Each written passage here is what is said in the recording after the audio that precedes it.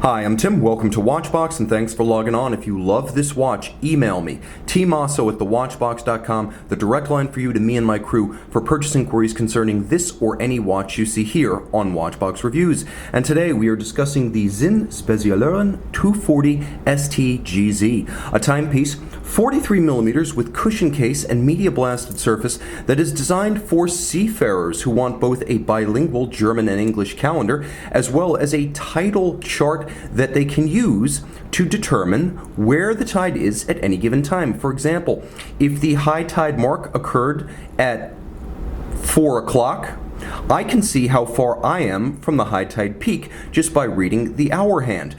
Of course, the timepiece, wonderfully substantial in the way that Sinns tend to be, but not particularly thick, at 11mm thick and wonderfully constrained from lug to lug at 46mm. Now, if you include this unusual Sinn factory bracelet, an accessory that's rarely seen, it does flare out to about 57mm, but I'm going to show it to you on the wrist. It's not that broad even with the bracelet.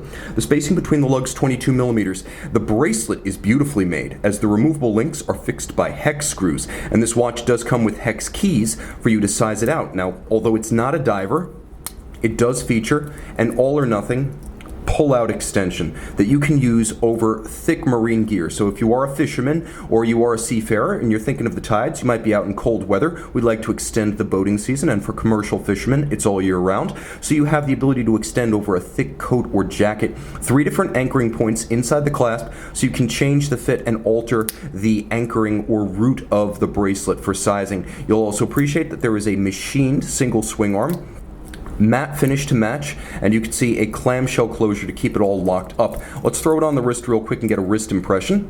The timepiece does feel solid in the hand the way Sinn watches tend to, and that's reinforced by the abundant mass and self-evident quality of the bracelet and clasp. So you can see on my 16cm circumference wrist, no problems wearing this watch in spite of the broad spacing with the end links of the bracelet. It really fits quite easily, and I can recommend it even on the bracelet for a wrist as small as 14cm circumference. Without the bracelet, 13.5.